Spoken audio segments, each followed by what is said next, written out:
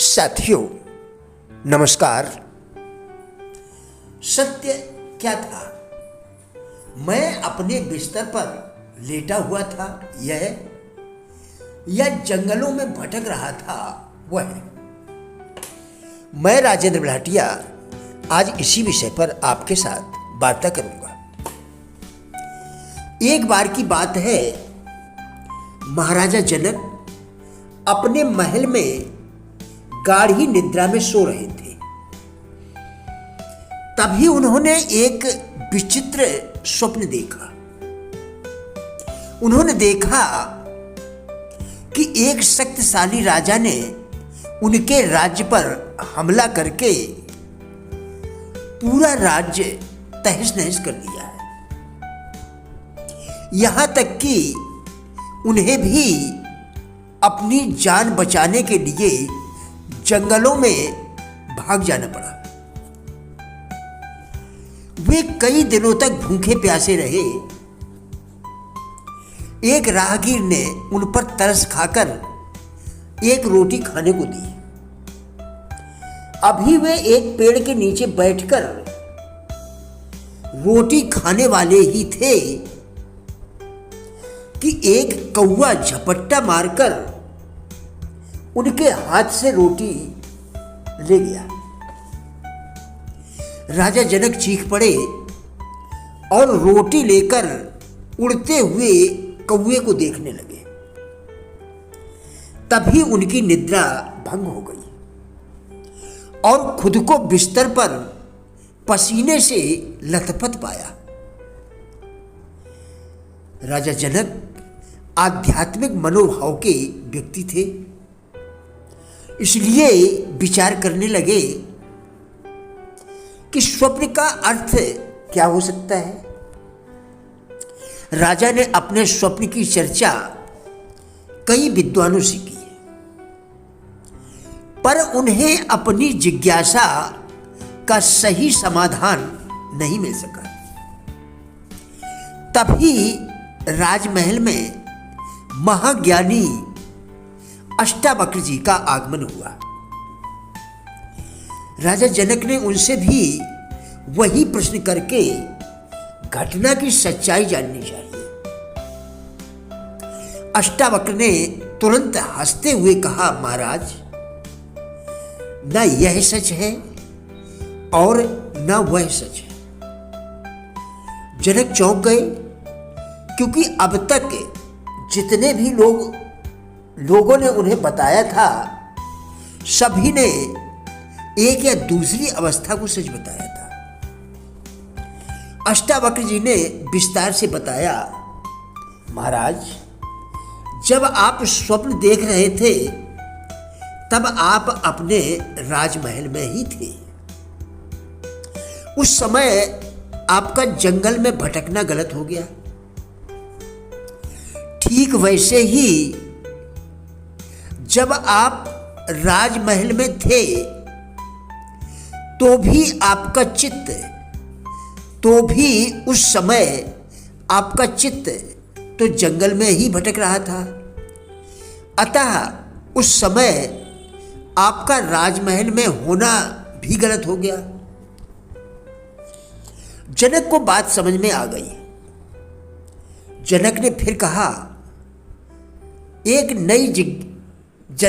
फिर एक नई जिज्ञासा प्रकट की और अष्टावक्र से पूछा, तो फिर सच क्या है?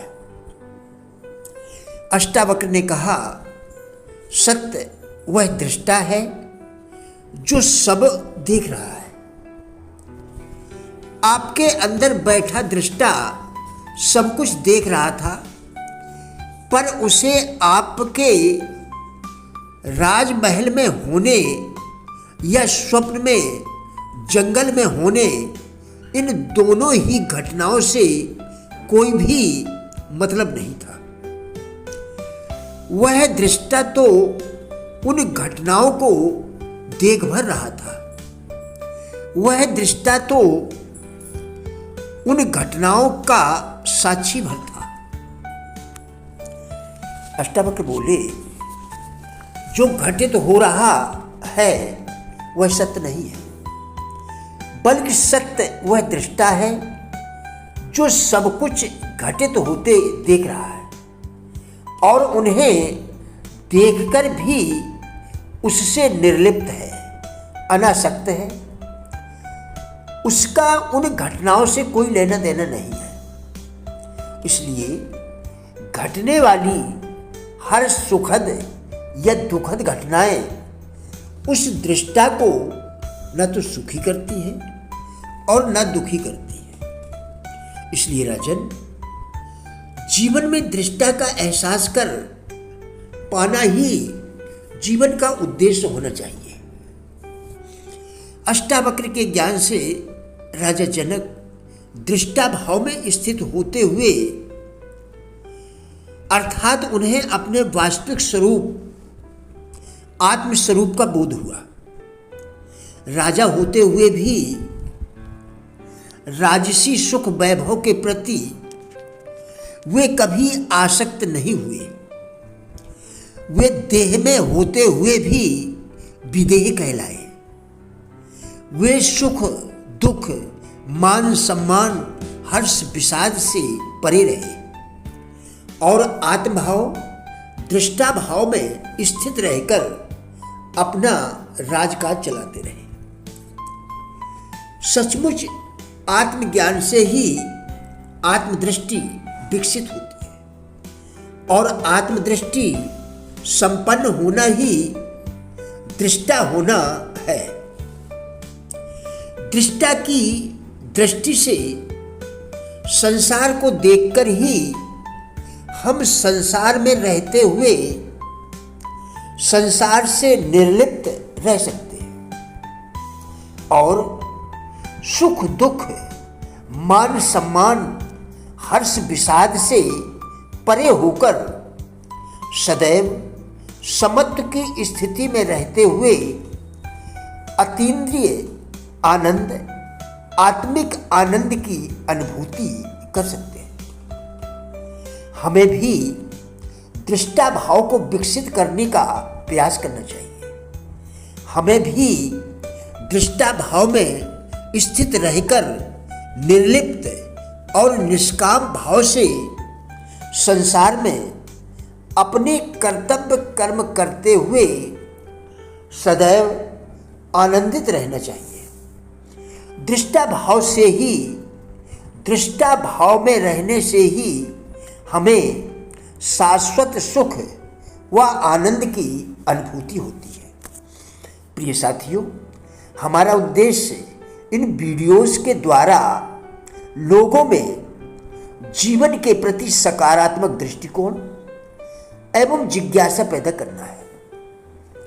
कृपया वीडियो पूरा देखकर विचार करें, क्या यह आपके लिए उपयोगी है? यदि हाँ, तो कृपया लाइक शेयर करके चैनल को सब्सक्राइब कर हमारा भी उत्साह बढ़ाएं। वीडियो देखने के लिए धन्यवाद।